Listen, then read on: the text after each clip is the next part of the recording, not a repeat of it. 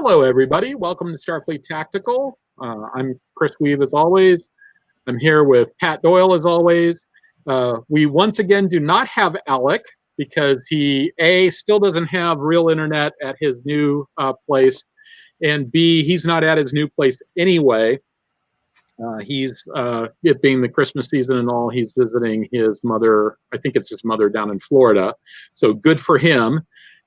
I decided I actually wasn't going to go back for Christmas. But how was your Christmas, Pat? What did you do yesterday? It was great. My daughter did fly in town. My son lives in town. So my older son lives in town. And then our 13-year-old son obviously lives with us. So we had everybody here for a few days and, watched movies, played board games, and hung out, made really good food, and just had a really, really nice time. We're very glad and grateful that we all got to be together, and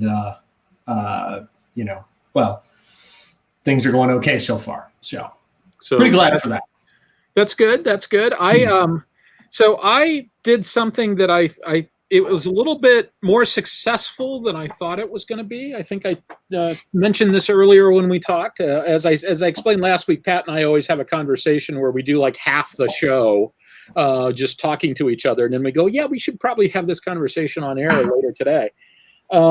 Yesterday I had sent out a notice to a bunch of my friends, and I posted on my Facebook page, etc., because there's some friends of mine I knew would normally go home. They weren't able to go home because of COVID, and I knew that a couple of my friends were really sort of bummed about that. So it's like, you know what, I can help people out.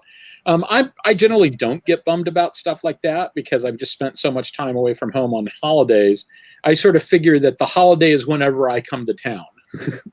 And so if I'm not traveling to go see my family, it's just another day off. But I know that not everybody treats it that way. So I set up this Zoom call that started at 10 a.m. And as I told everybody, hey, opportunity, not an obligation. If you find yourself without anything to do and you want to just drop by and say hi, just drop by and say hi. So I started, the plan was I'd leave the Zoom call on. So even if I was away from my computer, people could just come on and yell out, hey, Chris, come to the computer. We'd like to talk to you. And so about 10:15, I was creating a slide that I would put up if I walked away from the computer telling people, just call out my name and I'll come to the computer. And my first friend came on, and I never had the opportunity to use that slide because there were always people on the Zoom call from 10:15 in the morning until about 9:30-ish at night. Yeah. Walked away to go to the bathroom a couple of times, went out to the kitchen, made some popcorn at one point, grabbed a protein bar at another point, etc. But I basically had a Zoom call that was like an 11.5-hour Zoom call yesterday. At one point I had like 30 people on the phone at one, or on the Zoom call. Probably not at that point. I figured out that I had about 35 people altogether. In some cases they went away and then they came back later. But I probably had the most number of people was probably around 20 on at one point. And so that was a lot of fun. It was good. It was cool. Good. So yeah, that's good. That's good. But the other thing Pat and I were talking about is getting new cell phones. I'm going to probably get a new cell phone because I found Verizon was saying that they would take my old iPhone 4 off my hands, which has been sitting on a shelf unused for the last couple of years. And I figured that my current phone is still good enough that I'll give them the really old phone. And if this is the last opportunity to get some money for the really old phone, I would be stupid not to take it. And then it just means I've got another camera that I can hang around. So who knows? Maybe you'll see multiple views of me in the future. So who knows?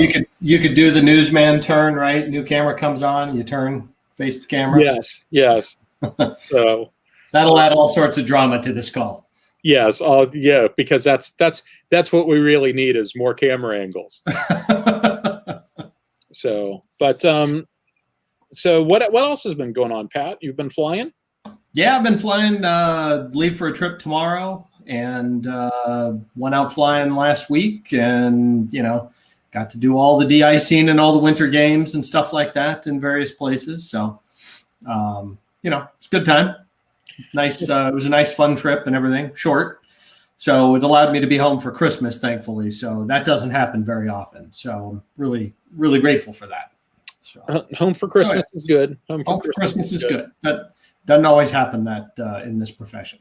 Yeah, I understand. Or my other one. Yeah.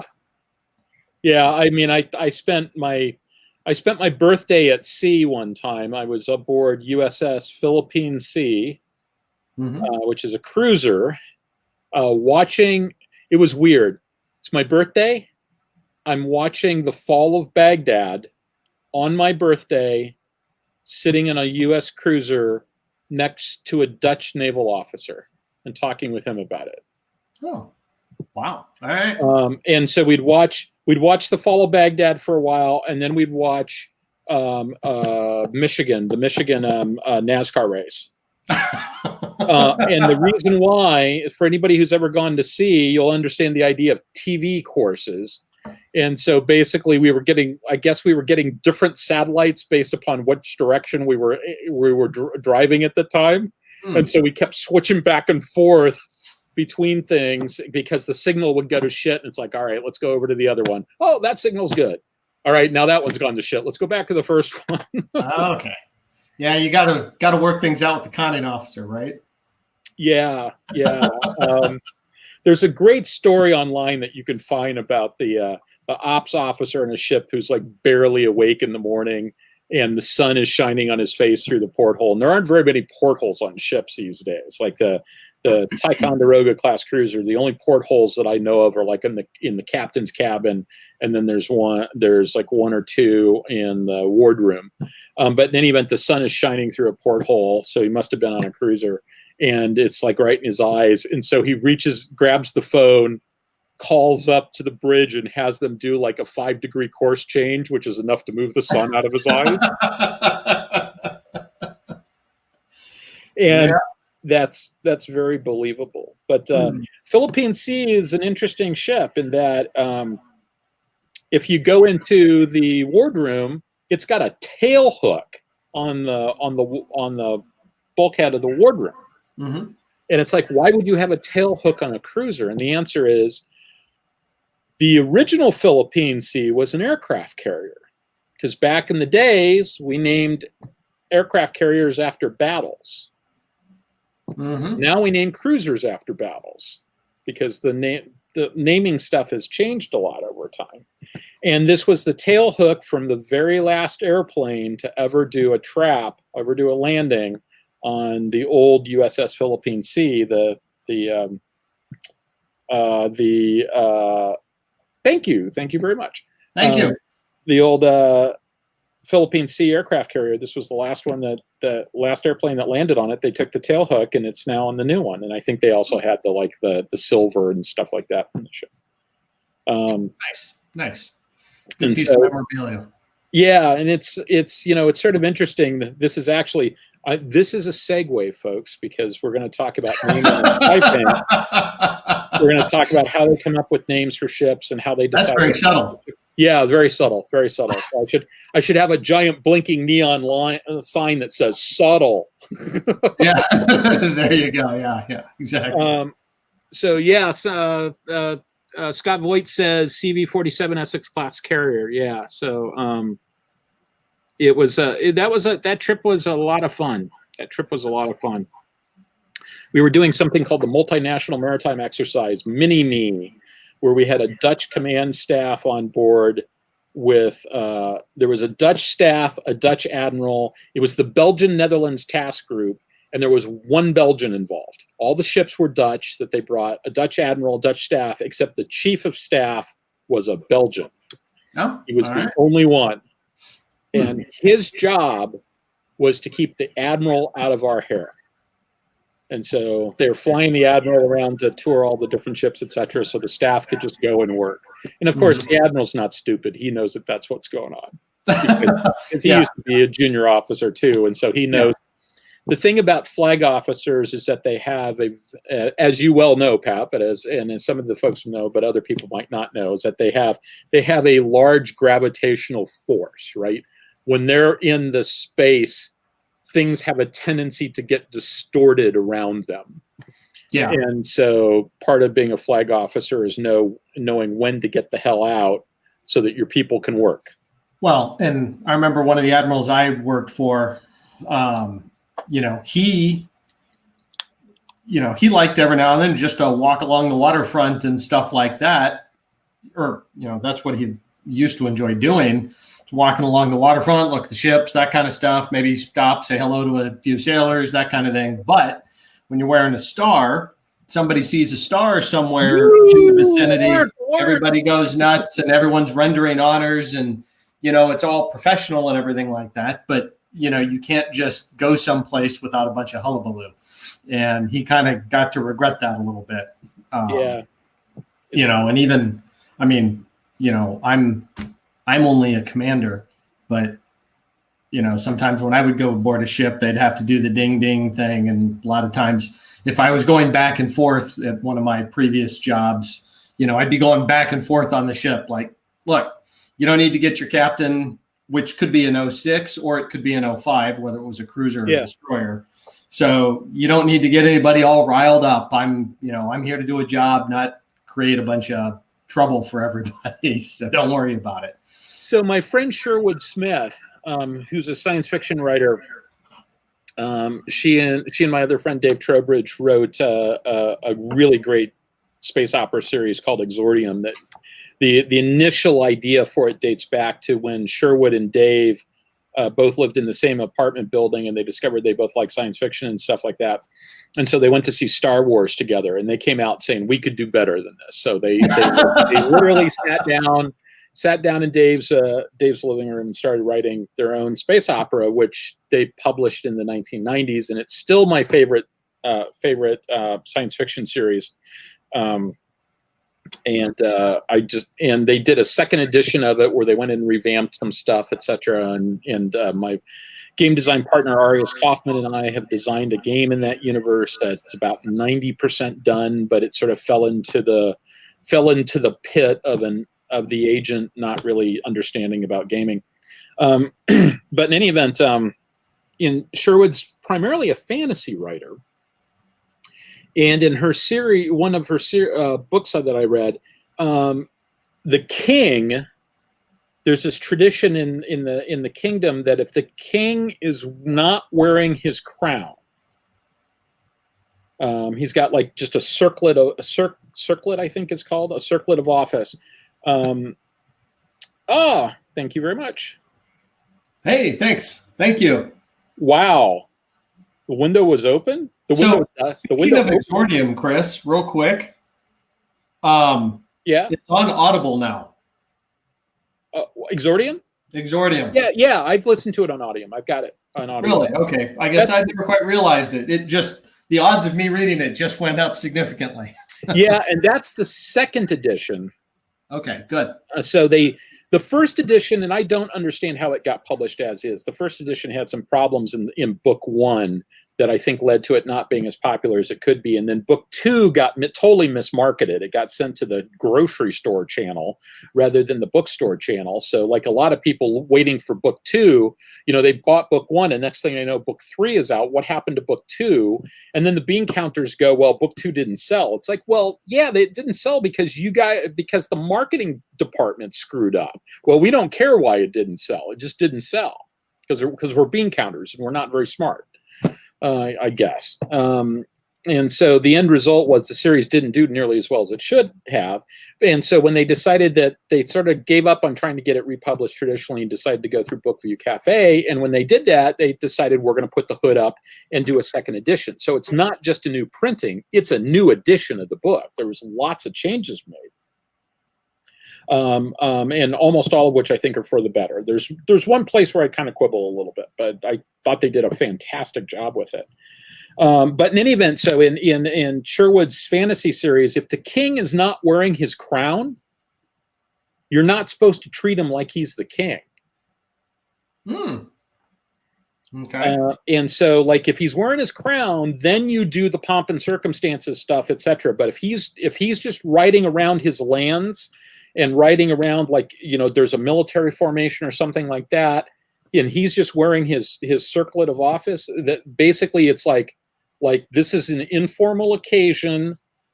You are not. It's the equivalent of saying, don't stand up, be as you were. Like, it's the equivalent of a standing order that says, do not come to attention when I enter the room. And so that's their solution for it, because otherwise the presence of the king is inherently disruptive. Yeah.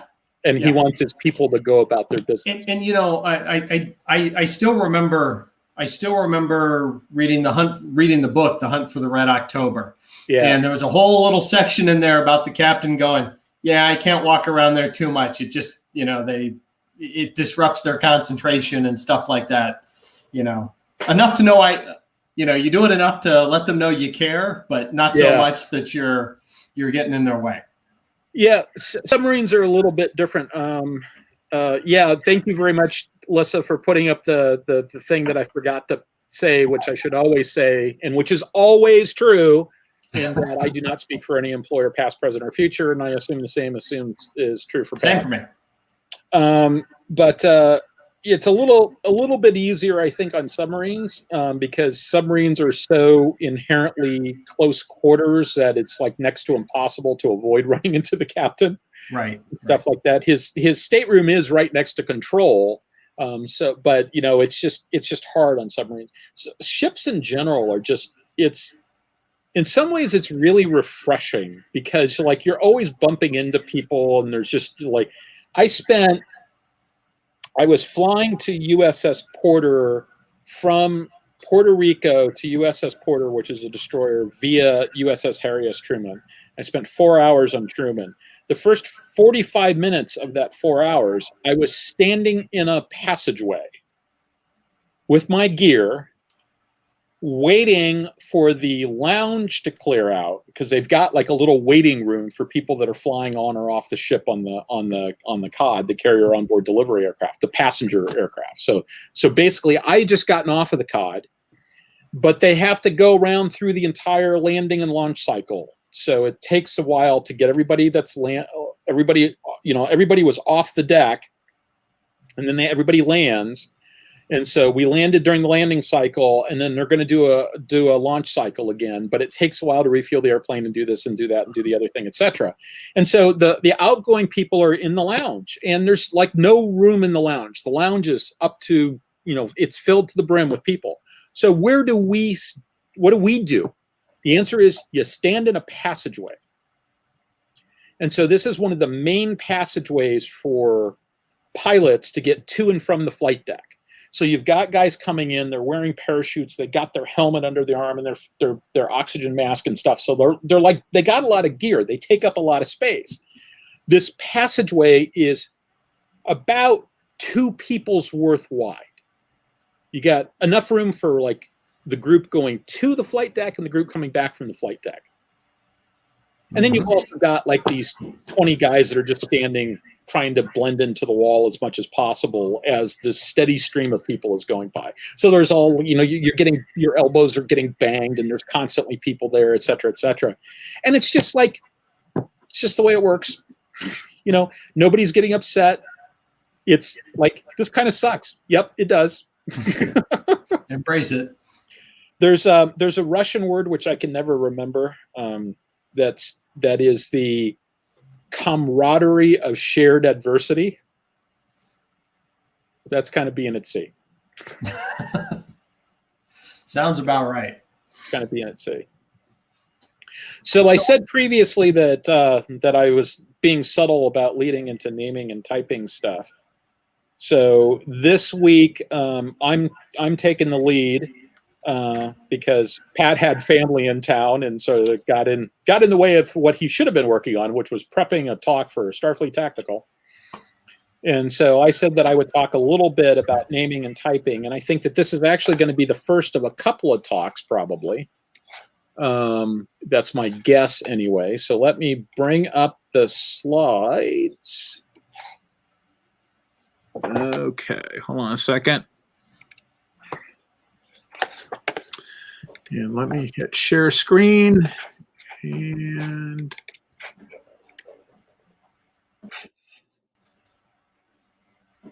okay. And why is it sharing? Why is it not? Oh, you know what? Hold on a second. I'm going to stop that for a second. I'm going to move some stuff around real quick. Forgive me. I forgot.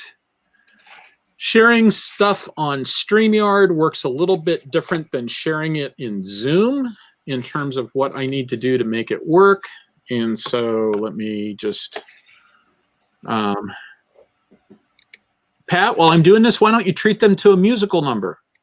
Oh, actually, so nobody wants that. But okay. I do have a correction from last week. Last week when we were talking about Captain Kirk and everything, and his ability to seeming superhero superhuman ability to detect cloak chips and fight cloak chips and stuff like that. So we even kind of joked around, and I went back and rewatched it, and we were a little more glib than we probably should have been. But we're talking about Star Trek 3, where Sulu and Kirk are standing there looking at the view screen, and they see this little sort of wavy distortion moving across the screen. And they go, "Think that's cloak chip? Yeah, all right, get the torpedoes ready." And they shot at it as soon as it popped out. But it was actually a little more detailed than that. As they were approaching the system, so just to set this up for those of you that maybe haven't seen Star Trek 3 in a long time, Enterprise is approaching the Genesis planet.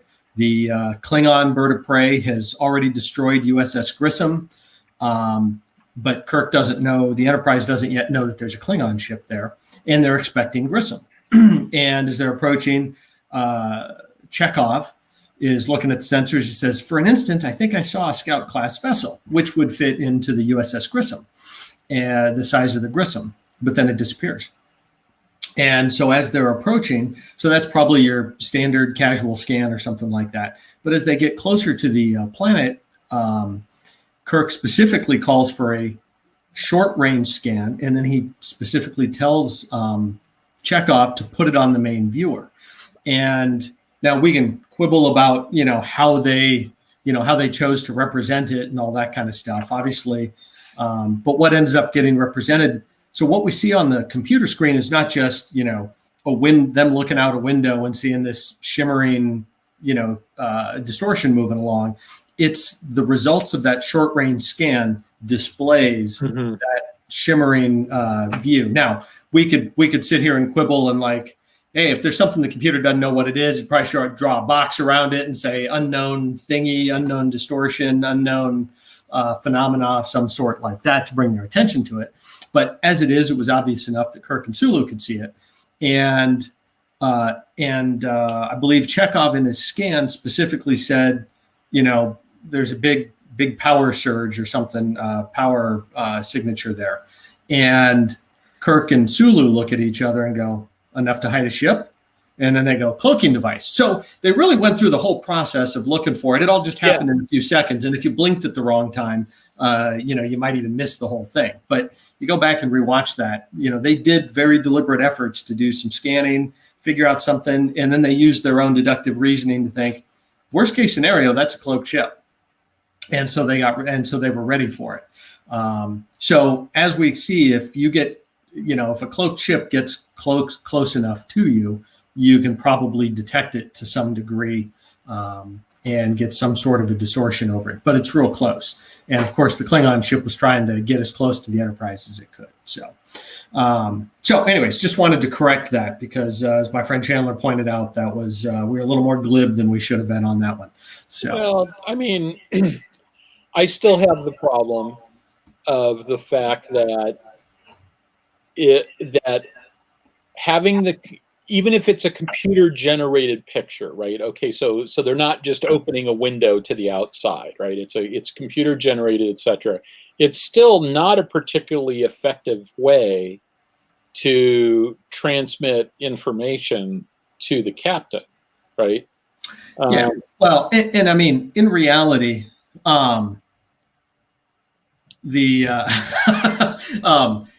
well, in reality, right, there would be probably a lot more screens next to the main viewer, and you could have, all that kind of stuff. It's funny. I see a comment here by Chandler. It says Star Trek III has the most useless bridge order ever. As the Klingon bird of prey decloaks right behind the Grissom, Captain Esteban, he gives the most useless bridge order ever. Stand by for evasive. Like, you're going to wait till they shoot before you go evasive when he's at point blank range. So, yeah. If you're going to need evasive, you need it now, not pretty soon. Yeah, and exactly how do you stand by for evasive? Yeah, exactly. I'm not even sure. So, yeah. So, I mean, I still think they misuse that viewer. I don't understand what the utility of that is. But while we're talking about evasive action, another little story from USS Philippine Sea. So it's a Ticonderoga class cruiser. They're if you've ever seen one, it looks like a ship with a barn on it, a couple of barns on it. They're the ugliest warships ever designed, and they have a tendency to kind of top heavy, right? So when they do turns, they swing wide, and so we're getting ready to do a torpedo evasion maneuver. And it's on the schedule of things we're going to do. At some point, we're going to do a torpedo evasion maneuver. Mm-hmm. And it's on the schedule. And we don't do it, and it gets pushed back, and no, we're not going to do it. We're not going to do it. We're not going to do it. And the captain is sort of like, the entire, actually not the captain, the mess steward is like, when is this going to happen? Because I need to set for dinner.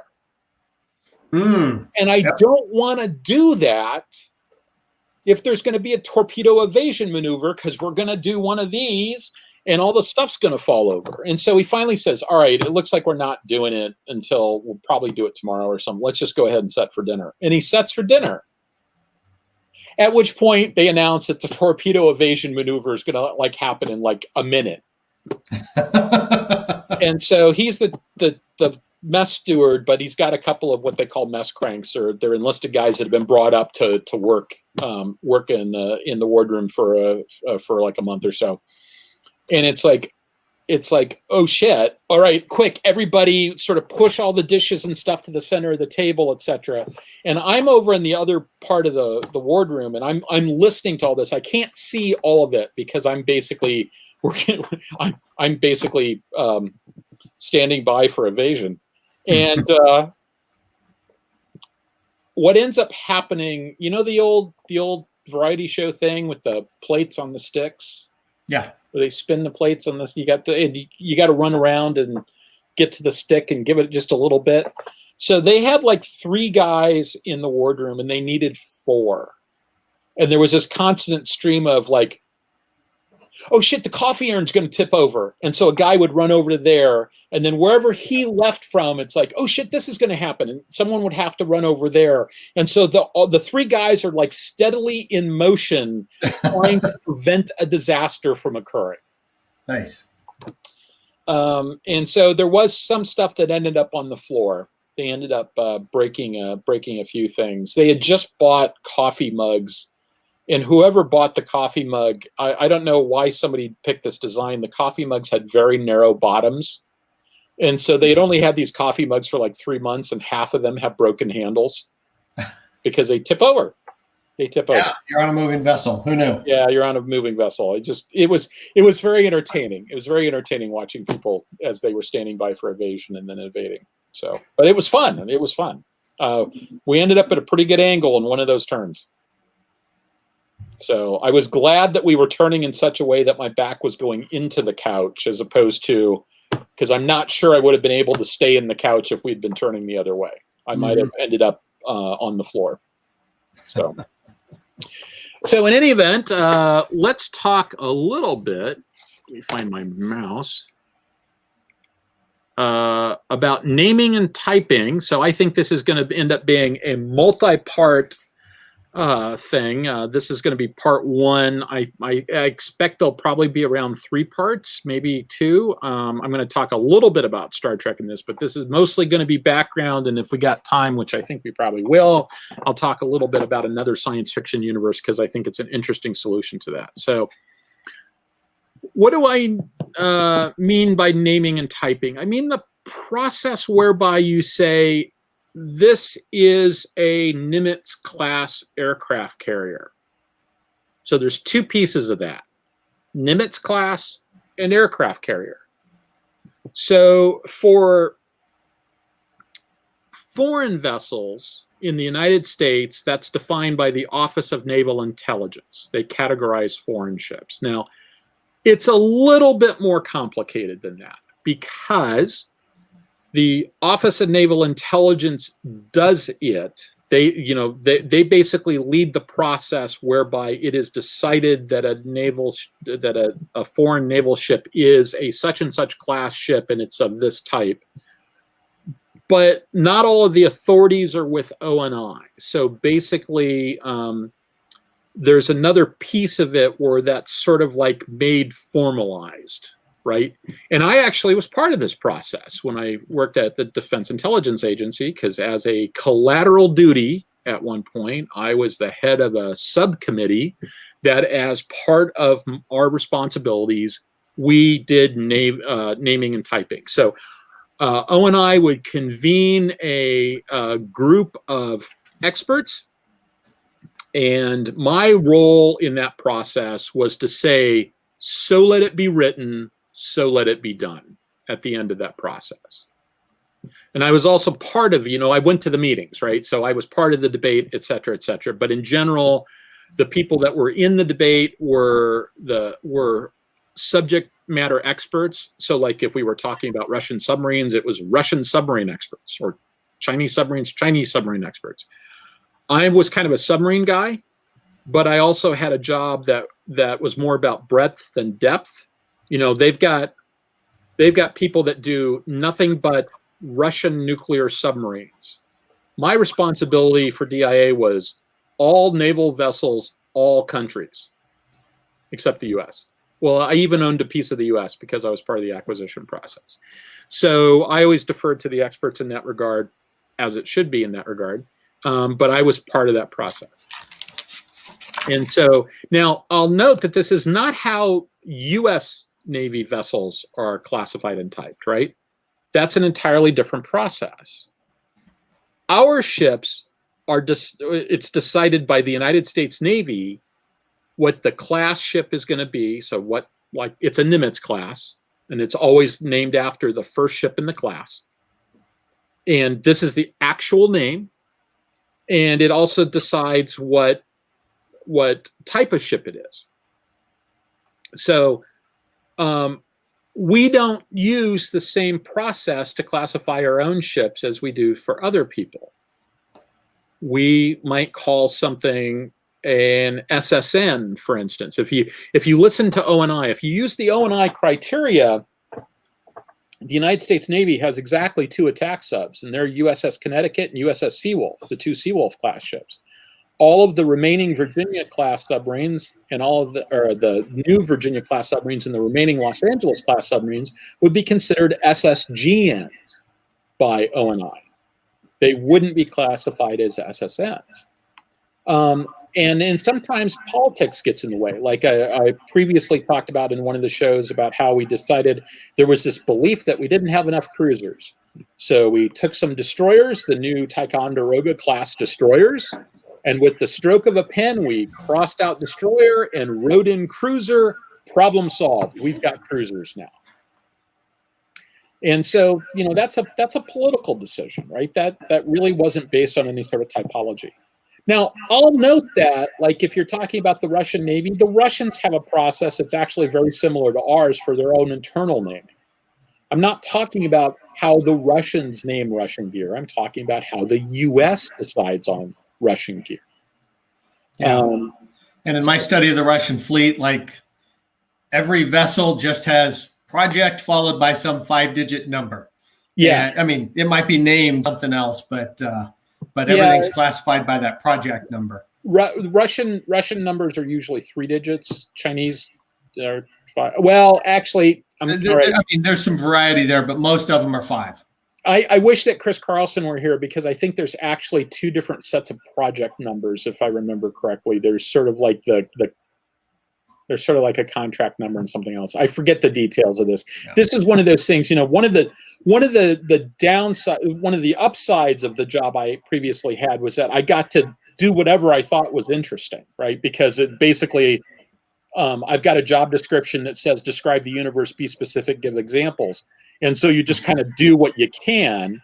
And so I got to basically do the parts that I found were interesting. The downside of that is that compared to my peers at O&I, I was never the person that was like really deep on any subject.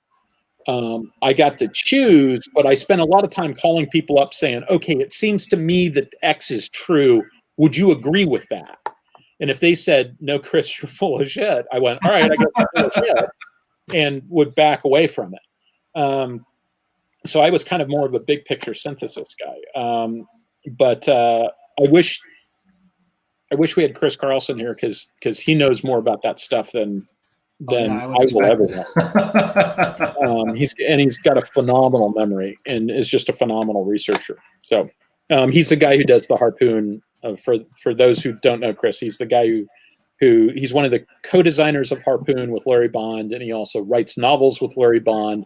His name is usually not on the cover, but he and Larry are partners in the different stuff they do together. So Tom Clancy kind of ruined it for everybody. There's enough Tom Clancy stuff out there where it said Tom Clancy and guy I've never heard of.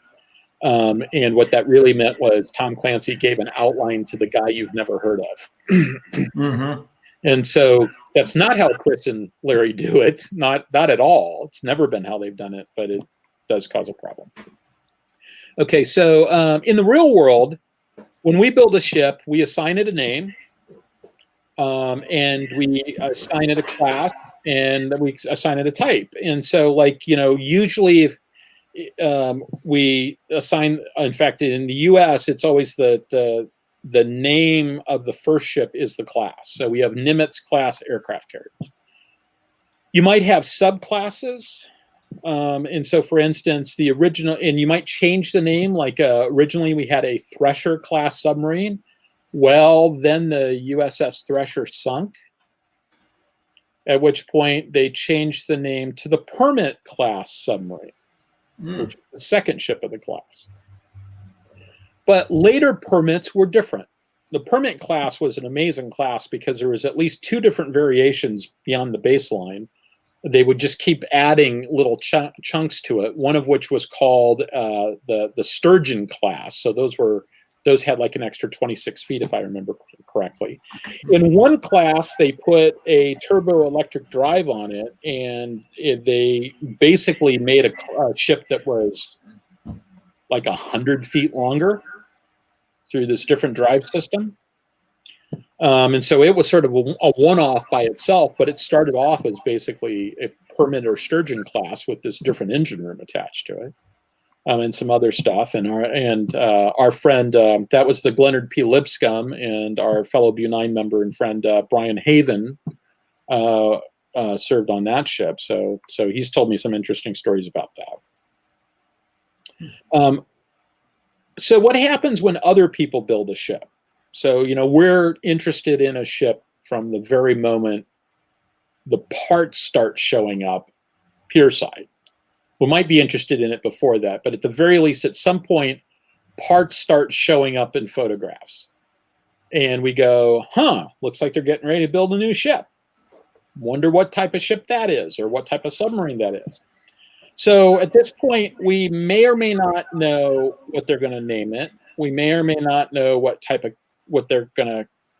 the class name is going to be. We may or may not know what type they're going to call it.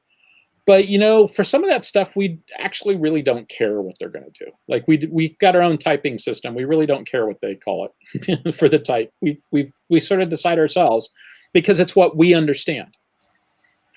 So names usually come much later. So early on, what we usually end up with is just calling them by the hull number, right? So in this case, the Russians build a Kuznetsov class aircraft carrier. We call it an aircraft carrier. They call it a heavy aircraft carrying cruiser or heavy aviation cruiser, or words to that effect. I think some of that is probably, what is it, the Montreux Convention? Montreux, yeah. So to get into the Black Sea. So there's some belief, that's a usual response is that they're playing fast and loose with the name because the Montreux Convention prohibits the passage of aircraft carriers through the Dardanelles, and that this is actually just a way that they're getting around it. But I will note that the Turks basically control the straits. Yeah. If they didn't buy it, they wouldn't let them through. If they didn't buy it, they wouldn't let them through. The Turks could very easily say, no, you can't fool me. That's an aircraft carrier. And, there's a political penalty if they do that. It could create a diplomatic thing. So, okay, maybe they won't do that. But I think the more important thing is that the Russians use it like it's an aviation carrying cruiser. We build our battle doctrine around aircraft carriers, right? Aircraft carriers are the capital ship, and everything else is supporting it. It escorts it, they support it. The Russians in general don't treat their aircraft carrier that way. They don't really view it as being an offensive weapon. It might be useful in conducting some land strikes if it's very close. It doesn't have catapults, so it's sort of limited in what it can do against land targets. Can't carry very big loads, or if it does carry a big load, it can't go very far because it doesn't have very much fuel on board. As I understand it, it operates with a tug, and its aircraft basically had to be within sight of the shore to support, when they were operating in the Mediterranean and Syria. Yeah. They carry very light loads. No catapults, which means you're not flying heavy aircraft off of it. So the conventional wisdom is that if you don't have catapults, you can fly air defense missions, but you're not going to fly bombing missions. The Russians found a special case where, I can see the target from my ship, or I can almost see the target from my ship. I can fly. The tug is because that ship was rode hard and put away wet, and had problems when it was brand new, and it's not brand new anymore. And so has a tendency to break down a lot. So they always deploy it with a tug to tow it home, and it usually ends up getting towed home. Now, when the Russians built a second Kuznetsov, they had it partially built for a long time, and it just sort of sat there, and then they eventually sold it to the Chinese. And so the intel community referred to it as Kuznetsov Hull 2. And there was lots of speculation about what the Chinese were going to name it. We thought they might name it this, or they might name it that, et cetera, et cetera. And there was lots of speculation by Chinese civilians on forums and stuff saying we should name it this, et cetera. We called it Kuznetsov Hull 2 because it was just easier to do. And so, even if we find out what the name is, we may not change. Even if we found out what their designation is, we may not change. And there's a couple of examples here. One I have here is an example from World War II. There was a cruiser, a Japanese cruiser, that we knew that this cruiser existed, but we didn't know what its name was. We knew what its call sign was, but we didn't know what its name was. So they put on the tag that they would put along, on the map, they put no name, which got immediately turned into, because Navy guys, they turned it into the Nonami.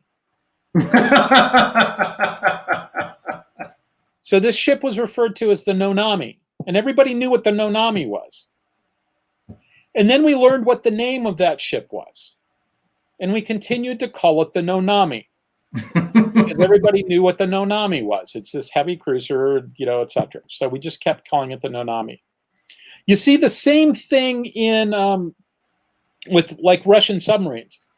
There is an attack submarine that we call the Akula.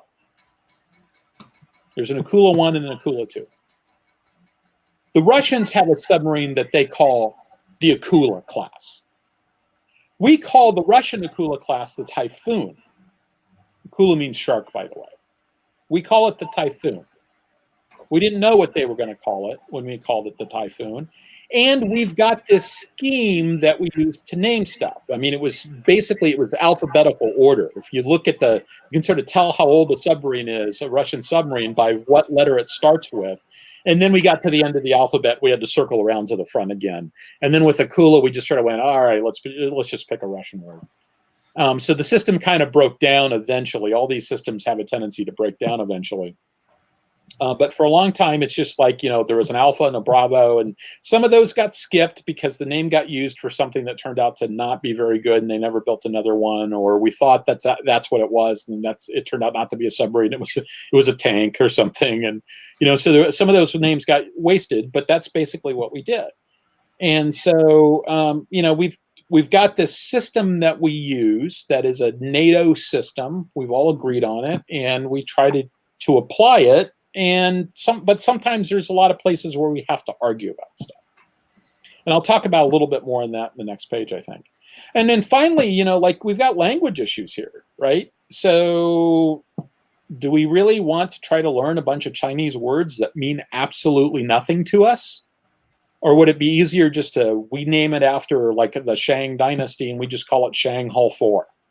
It's actually pretty easier for us if we pick the name. And then we don't have to worry about transliteration or the fact that we don't understand it. It means something to us, and we don't necessarily need to know their name. Some of the folks do, because the folks that are trying to pull information out of Chinese sources need to know the name, but the rest of us don't need to know it. So how exactly are these decisions made? Well, like I said, there's a group of people that come together at O&I, and there's a specialist will make a proposal. Hey, this appears to be a new class. This is a modification to an existing class, something like that.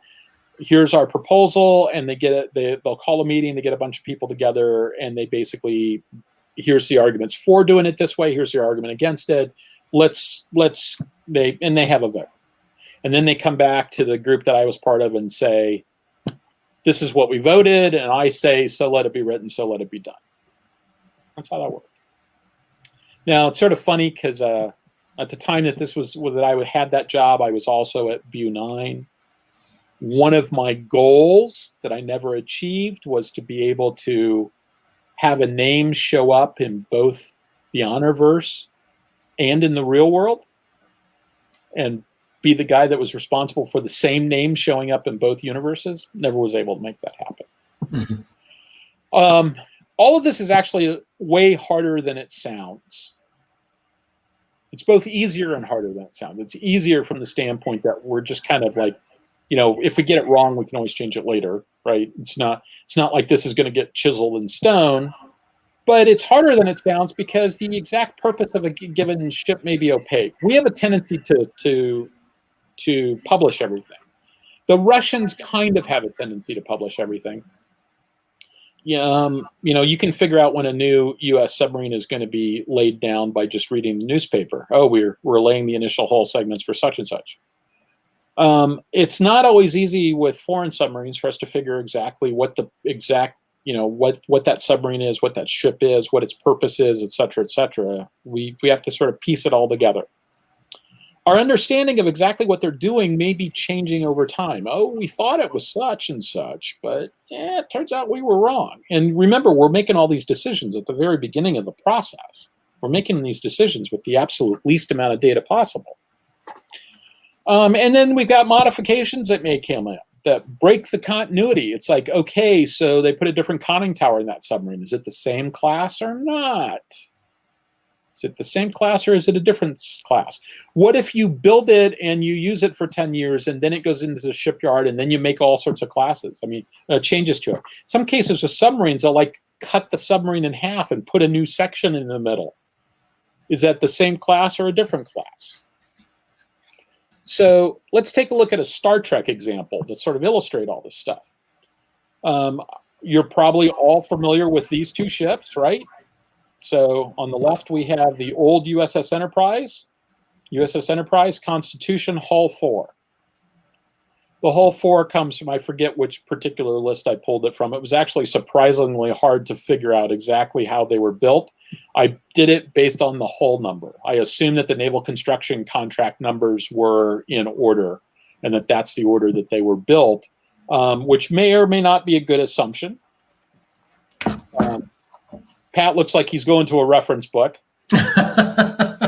So for purposes of my example, it's Constitution Hull 4. Okay, so then we've got the refit Enterprise. Is it still Constitution Hull 4? They made some pretty extensive modifications to that ship. Pretty extensive. New engines, new pylons, new secondary hull, new primary hull. So a lot of changes. I believe I have an answer to that part of it, if you're interested. Sure. So in the old FASA game, they had the Constitution class heavy cruiser, and then for the movie version, they actually called it Enterprise class. But in other resources, other various sources, you see, like Ship Spotter. You see things listed as Constitution class, and very, very frequently on the internet, you'll see the new movie version as listed as Constitution class. So, however, if you're watching Star Trek II and you see Kirk and Spock walking out of the simulator building as they're talking, on the door, and it's easier to see if you've got the high def version. But there's a sign on the door says "Enter Simulator Enterprise Class." Yes, and I didn't include Enterprise class as an option here, and I should have. Yeah, but it's my belief that that's a pretty good canon source that says that's an Enterprise class ship with its extensive modifications. But is it? That's what Starfleet calls it. What does O&I call it? Well, I don't know what O&I calls it. I don't know what the Klingons call it either. Well, they refer to it as a Federation battle cruiser. Yeah. So this, but this is exactly my point, right? This isn't about what Starfleet calls it. It's about what the other people call it, right? Yep. Because what Starfleet calls it is an important piece of information, and maybe we would adopt it. But if O&I was looking at this, they might call it Enterprise class. I should have left that. They might call it Constitution Hull 4, which is what it was before. They might call it a Constitution 2 Hull 4. Yeah, I like that idea. Yeah, I like that idea. I do too. That's good. I can't make it official. They might call it Constitution 2 Hull 4. They might call it Constitution 2 Hull 1. They might call it Constitution Mod Hull 1. I've seen all of those. Those could all be variations of how they would do it. Yep. I was in a meeting that was talking about a foreign submarine that had been used for a certain period of time. It then went into the shipyard, and they made a bunch of changes, significant changes to it. And all of those were options.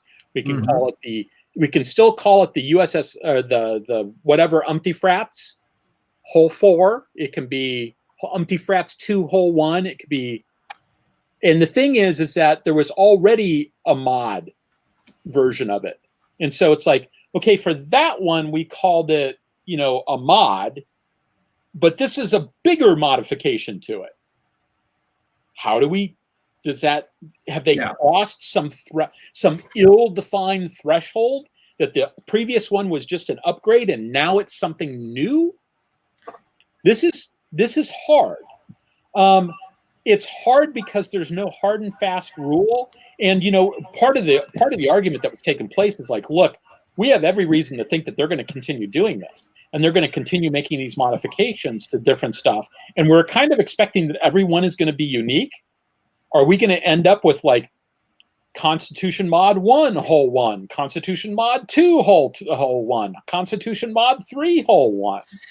Yeah, and I think it's also important to keep in mind is as they build a line of ships of the same class, they're very frequently, they learn something with the last hull they built, so they incorporate some new thing or new equipment. So not every you go aboard different ships, the bridge layout's a little different, and they've got all sorts of different bits of equipment and all that stuff. It's even worse than that. It's even worse than that because ships change from deployment to deployment. Yeah. Like there have been times where I've been on USS John C. Stennis in the Combat Information Center twice, Combat Direction Center twice. I've been in USS Carl Vinson twice.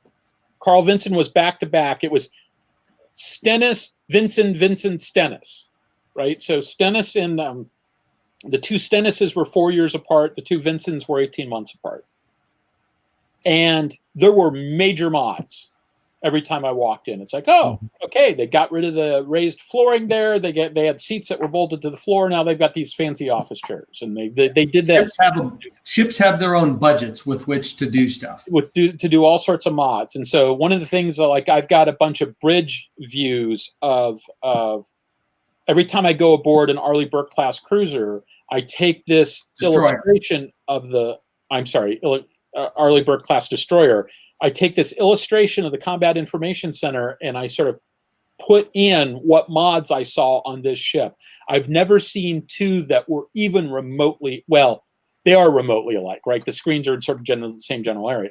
But I haven't been on one recently, and they did this major upgrade that involved a major change. And they've moved everything around, and I've had it described to me, but I've never seen it. I would kill to go on an Arleigh Burke that has had the Aegis Baseline 6 upgrade so that I could see exactly what the new CIC looks like. Luckily, I don't have to kill anybody to do that. I'm sure it'll happen eventually. But rest assured, I would kill somebody. Killing somebody or you getting aboard? I think, well, who knows? Who knows? So, the takeaway of this is just that the class and the type are not the whole story. You need to have more understanding. It's a shorthand. It's really more about sort of, with all of these things, it needs to be an aid to understanding. If it's not an aid to understanding, you need more information. So let's talk about the glossary of naval ship types, and then we'll call it a day. We're not going to get to my Renegade Legion example, but that'll give us something to talk about next time. The next time I have the con. So the glossary of naval ship types is a document that's published. The Ginst is how they say it. That basically is how we type this stuff. And there's older versions of the Ginst that are online. It's not something that they officially hand out, but it's not classified. And this is a 30-year-old example. I could have put a more recent example up. I specifically chose a 30-year-old example. But you can get the Ginst from going back to World War II. This version was published by DIA in 1990. It's currently published by ONI, at least it was currently as of 2 years ago. There's a lot to parse here for science fiction in general and Star Trek in specific. Like, for instance, this doesn't really talk about explorer type ships. This is really more naval vessels sort of stuff. It doesn't include merchants. It doesn't include all that other stuff, although there are categories for those things. This particular chart doesn't really include that. It does not. You'll see that warships as a category is not the same as combatant. Because you'll see under combatant ships and craft, you've got warships and other combatant ships and craft, including patrol type vessels. So including patrol combatants. Those are things that have guns. They shoot at things. They're combatants. It says so right there. Would DIA lie? It says so right there, but they're not warships. Okay. As of 1990, these are the bins that we would put stuff in, right?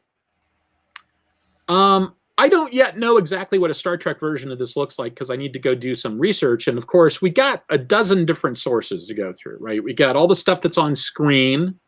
We've got various role-playing games. We've got the tech manual. And all that stuff changes over time, right? Like if you go back to the original series, you don't hear people talking about explorers as a class. You do if you look at the tech manual. That seems to be a 24th century development. That seems to be a 24th century development. And these things change over time, right?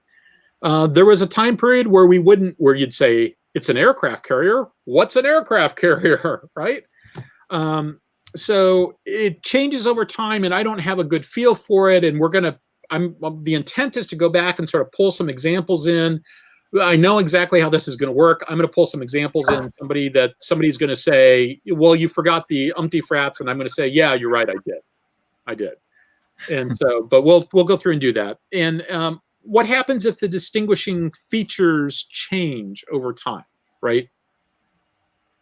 Does it make sense to bin it the same way for a science fiction universe, considering that a lot of this is completely arbitrary, right? We have a tendency to sort of look at it, we kind of de facto go to size these days when it comes to foreign warships. We used to have a system that we used for ourselves that was nice and clean. There was a time period where if it's named after a city, it's a cruiser. If it's named after a state, it's a battleship. If it's named after a person, it's a destroyer. And I forget what we did for smaller ships. That was World War II. Then let's fast forward to about 1980. Well, in the 1970s, up through the 1970s, if it's named after a fish, it's a submarine. That was true in World War II also. By the time you get to like 1980, 1990, let's say 1990, if it's named after a battle, it's a cruiser. If it's named after a city, it's a submarine. If it's named after an attack sub, if it's named after a state, it's a ballistic missile submarine. If it's named after a person, it's probably a destroyer, but it might be an aircraft carrier. If it's named after a famous ship of the past, like say, Enterprise, it's an aircraft carrier. If it's named after a president, it's an aircraft carrier, right? And so you could see that system was beginning to fray. Now, if it's named after a state, it's either a boomer or an attack sub. If it's named after a city, it's an attack sub. If it's named after a person, although it could be, in one case, if it's named after a fish, it's an attack sub. And in one case, if it's named after a president, it's a special purpose sub that used to be an attack sub. And so like the system is just sort of totally broken down.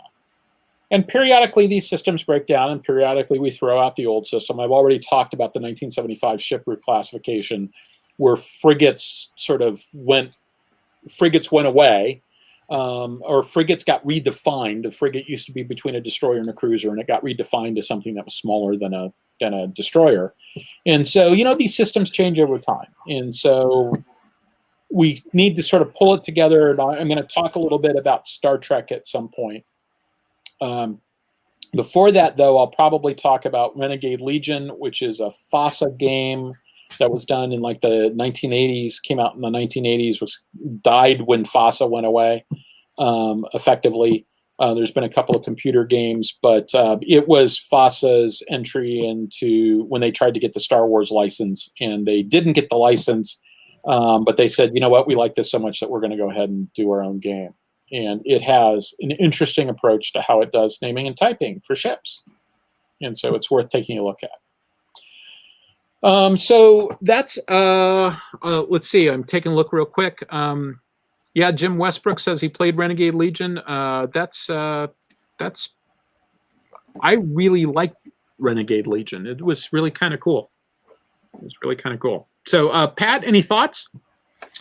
Nothing in particular, just the, there's some pretty good sources, like, the Constitution class was classified as a heavy cruiser. The old series, I think they mentioned that it was a heavy cruiser. Yeah.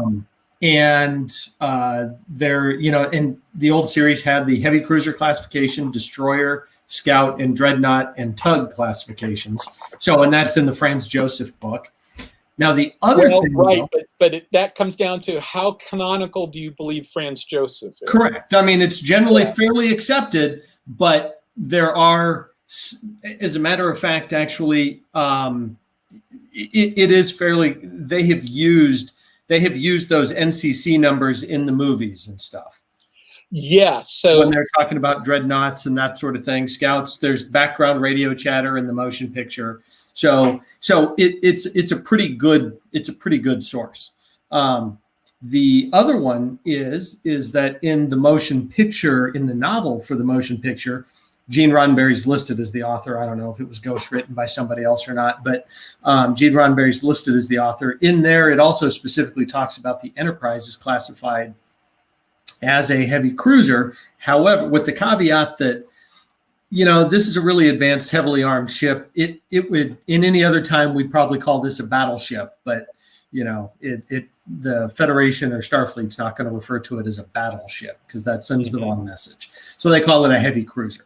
And then the only other thing I'd like to say is probably in the old series and through the movies, there's a high threat from the Klingons, right? They even went to war with the Klingons once. And then, then we have Star Trek VI, the wall comes down, so to speak. And in The Wrath of Khan, David Marcus, makes the snide remarks about the military. So clearly Starfleet, given the threat level from the Klingons, is probably a little bit more on the military side. And you see it in the uniforms and the naval traditions in the show. And, he makes the remarks, scientists have always been pawns of the military. And that he's always nervous when they have dealings with Starfleet. So there's clearly some friction there between the scientific community and the people who could be the military or protect the Federation. But anyways, that threat seems to drop in Star Trek in the late 23rd century through the first half of the 24th century. The threat levels dropped a little bit, and this will all influence how Starfleet designates things and does stuff. And then we see the Cardassian Wars, which, by most accounts and beta sources, seems like Starfleet just kind of ignored it. There's sort of this little battle on the frontiers that they didn't worry too much about, didn't want to let it interfere with their program. Probably a war they could have won if they put the effort into it. But then we see an increased militarization again. And I'm sorry, in that period where the threat's deemed low, that seems to be where we have families coming aboard ships and that sort of thing. But then the threat level in the 2370s with the Borg incursions in the 2360s and the Dominion in the 2370s, again, you're going to have more military missions and stuff like that creep into Starfleet. So, and that'll affect how Starfleet responds to all of it. Yeah, it'll affect how they think about ships internally and how they classify ships and how they do naming and typing for themselves. It's always interesting to ask the question, what makes an explorer, right? What makes them call this ship to be an explorer? We've never received a defined criteria for that. No, to my knowledge. But I think we can. So you're talking about usually it's one of the larger ships for the era. So it's pretty well advanced, but it's well rounded. It's heavily armed. But it's got scientific and diplomatic, capabilities, good sensor capabilities, and it's fast. And this is a lot from discussions with Andy. You got the primary hull and then the secondary hull that's got the big navigational deflector. And we've theorized that, or Andy has theorized that that big navigational deflector allows the ship to go even faster. Whereas you have a Miranda class, there's no navigational deflector on there. So they're probably moving the particles and stuff like that out of the way somehow, but it's probably less efficient maybe. And even when we see the Mirandas, they're doing stuff inside the borders. They're not going where no man has gone before necessarily. And if you go back and sort of like the Star Trek Next Gen Tech Manual, really, all of the Sternbach-Okuda stuff really rewards a very, very careful reading. It's if you just start with the assumption that you don't know anything about it, right, and just read the words that he writes, you find some very, very interesting things there. Mm-hmm. Like, I'm pretty much convinced from what I've read there that tractor beams, warp drives, and navigational deflectors are all the same technology. Mm-hmm. Yep. And you see some instances of that, like with the what was Picard's first Stargazer? What class was that? Constellation class, if I remember correctly. Yeah, Constellation class. So, no navigational deflector, right? But it does have 4 engines, so it breaks all the rules. And so my hypothesis was this was the equivalent of the Glehnard P. Lipscomb. They said, let's try something different. And then they built a class of ships, and then eventually they said, yeah, on second thought, we're not going to do that again. Because maybe it didn't quite work as well as they thought it was going to work. Or, maybe it's just more expensive to have 4 engines. Right. Why does it need 4 engines? Maybe the reason why it needs 4 engines is because instead of having a navigational deflector, it's using its warp field to do the deflection stuff. Mm-hmm. Just like a Miranda class would do. And so the end result of that is that it ends up being less efficient. And so, even in the 23rd century, there's got to be stuff that, look good on paper. I once, we should go in just a minute, but let me tell a quick story from when I was at the Naval War College. So I did the professor by day, student by night thing. And I'm in class this one time, and we were, one of my colleagues was talking about how the budgeting system, it's called PPBE, Planning, Programming, Budgeting, and Execution System, about how the combatant commanders don't feel like they have a good enough input into the PPBE process, and that the end result is that they're not getting their needs taken care of. And so, one of my colleagues was talking about that, and the professor says something to the effect of, well, it works on paper. And for whatever reason, this just set me off. And I said, of course it works on paper. We wouldn't be talking about it if it didn't work on paper. You know what? The system it replaced worked on paper. The system that system replaced worked on paper. Worked on paper is the minimum criteria necessary to have a conversation about something. You wouldn't even talk about a system that didn't work on paper. That doesn't mean it works in the real world. So I think, I'm not sure that in the 23rd century, or 24th or 25th century, they're actually using paper.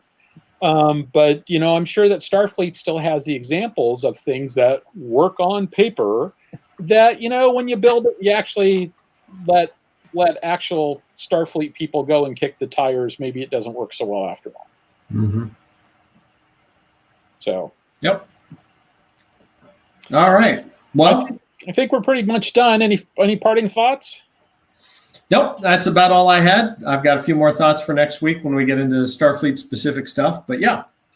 Okay, so I did not get have the opportunity on this one to go through, whenever Pat's doing the show, whenever he has the lead, I'm able to go through and respond to a lot of the comments in real time, but I wasn't able to do that this time. So, I'll probably go through tomorrow and put some comments in the YouTube video, on the Aries Studio version of the YouTube video. Oh, I should probably say, remember everybody that Alec had made the comment and Lissa made the comment last time that the Aries Studio, it's basically the show's only going to be on Aries Studio. The only stuff that's going to be on the Axanar channel anymore is going to be specifically Axanar related. All the other stuff is going to be on Aries Studio. I believe that is still going to be the case. So, I believe that takes place at the beginning of the year also. So act accordingly. Since this is indeed the last one of the year, and the next one will be next year. So, sounds good. Well, take care, everybody. It's been a pleasure. All right. Thank you very much. See you next week.